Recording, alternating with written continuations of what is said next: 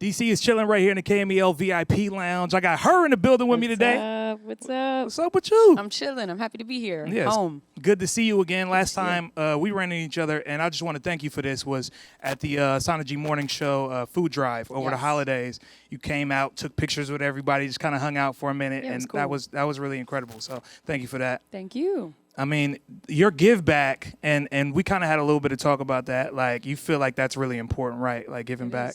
It is. You know, when you get in a certain position and you can give back to the people that lifted you up, you know, and the community that supported you and had your back. Like, that's important to me. Let's talk about what was given to you, because for me, that's why giving back is super important, right? Mm-hmm. Like, and through a lot of different ways, whether it's community involvement, like myself, like I employ folks, like I try to give back in a bunch of different ways. Absolutely. But it's because I had people who like really gave to me and mentored me when I was coming up. Let's talk about some of those folks for you. Like, who are those people who are really impactful on you?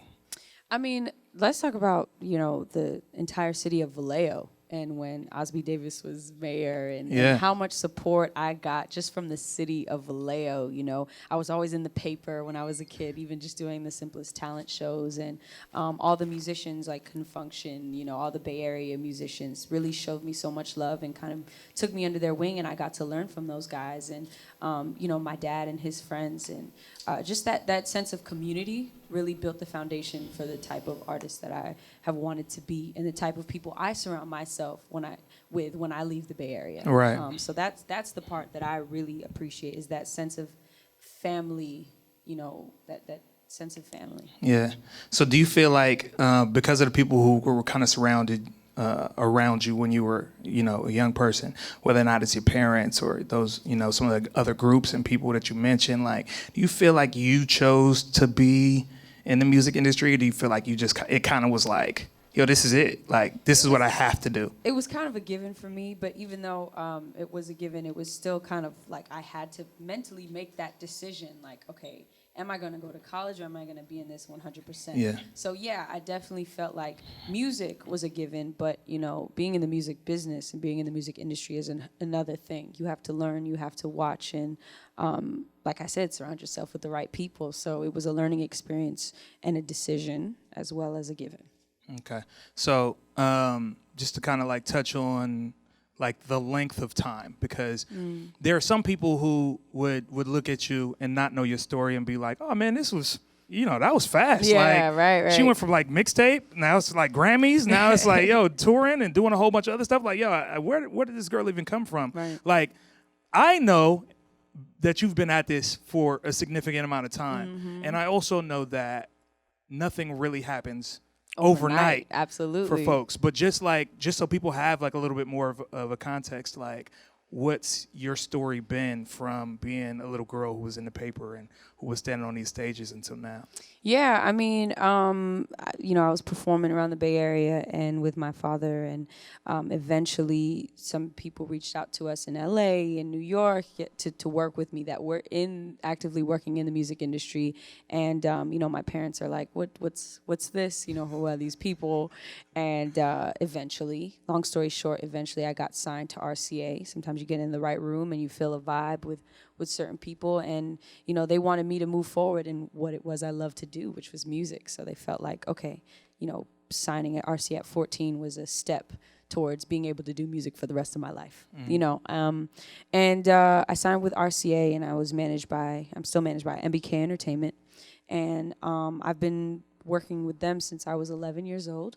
So I've just been working, developing. I've been going to regular school in the Bay Area and then traveling to New York to be in the studio. I'm writing songs at home and then going to New York and recording them, and meeting with a bunch of different types of producers and writers and things, and learning from them, and then realizing where I'm at as far as my abilities and the growth there, and the sacrifices that my parents made, the sacrifices that I made with school and traveling, and then, like I said, getting to high school and then figuring out, okay, I've been creating all these songs. when I wanted it to be the right time, but there was a patience that had to happen, watching the artists that also were signed to MBK Entertainment, Alicia Keys, Brandy, Elvana, KMEL. I was always waiting my turn. Right. You're always watching those before you. Because like, you're around I wanna heavyweights, though. Right. And right, exactly. And you're always waiting your turn. Like, when is it gonna be my turn to be on that stage? When can I be the one that everybody's,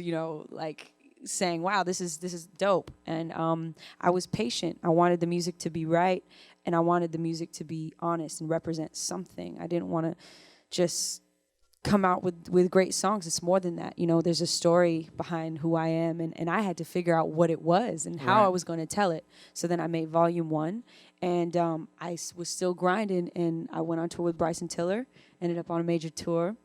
And I sold out the headlining tour after that, created a buzz, and wanted people to focus on the music. And here we are, 2 Grammys later. Bruh, crazy. It's a long journey, right? That was the shortened version. Yeah, but I mean, still, like, it gives that example of a lot of people feel like, oh, I could just come in and then I'm just going to tell a DJ to play my record, or I'm just going to do this, or I'm just going to make this. And then all of a sudden, like, I'm going to be on those stages and I'm going to be that, but they don't understand the work that goes in behind it. Yeah, there's definitely turning points. It was, okay, I'm about to graduate high school. What am I going to do? Right. There was that. There was all these moments where I felt like giving up sometimes, Not that I wanted to stop doing music, but I wanted to go to college and figure out something else. Experience something different, because you had been running around while you were in high school still making music. So I'm sure there was like a piece that was like, man, I just want this regular college experience, and then maybe I'll just figure it out after that. Right. And I never wanted it, but it was always in the back of my mind that would have to be a plan B, or an option. And, when you stay the path, God honors you. So that's how I feel about it, and you dedicate yourself to what it is that your craft is, or whatever it is your passion is. You see all these people who made their passion their career, no matter what it is. It could be down to something so simple, and if you have an idea and a vision, that's all you need. That's what's up. How's this transition been? There was a moment where everybody was like, yo, I'm listening to this music, but I don't know anything about this girl. Like, I don't know what she looks like. I don't know, like, that silhouette on the cover is cool, but I don't know, like, who is she as a person? Like, whether people were speculating on age and all kind of different things. How's the transition been between stepping behind or out from that silhouette and just being like, yo, this is me?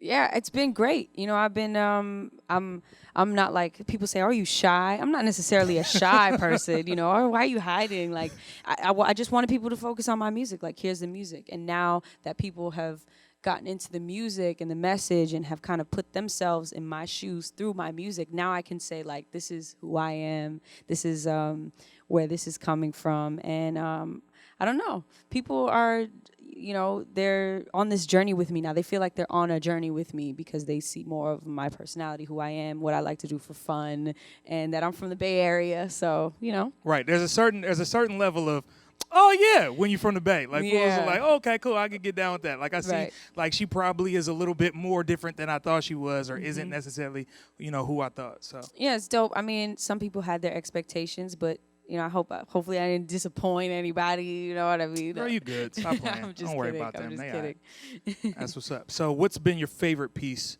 of maybe the past, I want to say, like, 6 months, like, including the Grammy and, the I don't want to call it an album because you called it a mixtape. It's mixtape? Yeah, like EP.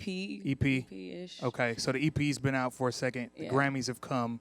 What's been your favorite experience so far? The Grammy moment was definitely crazy. Like, being on stage performing at the Grammys, that was crazy because that was my opportunity to prove to people, like, okay, this is why I belong to be here, why I belong here, why I deserve to be here, why I was nominated. It was kind of me proving to myself even why I deserve to be there at the Grammys. And the reaction was crazy. So I felt like people knew who I was, but they didn't know everything I'm capable of, and they still don't know everything I'm capable of, So that was just a moment where I could really show out, who I am and what it is I'm about. I'm about the music.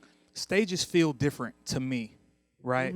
Like, we do Summer Jam at Oracle Arena. Summer Jam's a crazy experience, right? Oh, I've experienced it. But there was something about being like walking out on the stage at the Paramount or the Fox in downtown Oakland, that was just different, right?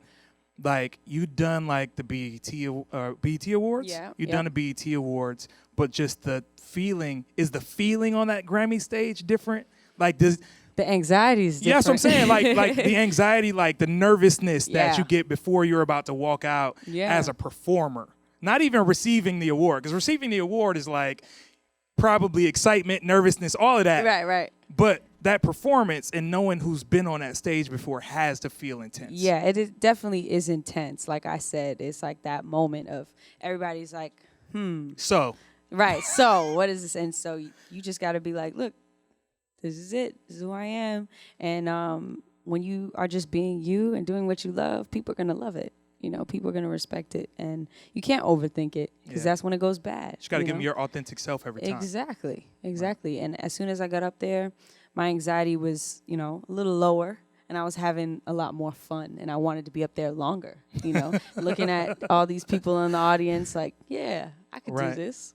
And people who you have been looking at for so long. Looking up to. I mean, Alicia Keys was hosting the Grammys, which was like which full you got a circle connection moment. To. Right. Full circle moment. So everything aligned perfectly. All right, that's what's up. Okay, well, appreciate you for coming through today, being back in the Bay Area Thank you. here and rocking with KMEL like you do, man. That's so special to us as well. Just having you out there, being a representative of the Bay, but still coming back and rocking with us the way that you do. That's really tight. I'll always be back, All right, one last thing before we let you go. Okay. So, I don't spend a lot of time in Vallejo. Okay. But when I cross the Carquinez and I get into the city, what's the one place I need to stop and go grab some food? Dang. Depends on what you like. Okay, I'm going to say you got to come to my house because my mom be throwing down with the Filipino food. That's what I'm going to say. What? Okay, cool. So what we getting at Mom's crib? What's the pancit, which is, I'm eating that. That Filipino lumpia. Yeah, I'm eating that. And my dad will cook some really good fried chicken too. I'm eating that. Yeah. So when we got to can I set an appointment? Can we? Sure, let's figure it out. All right, we're going to make that happen. All so I'm going to stop talking to y'all because we got to get out here and talk about this food. Shout out to her for coming through the KMEL VIP Lounge. Thank you. Thank you.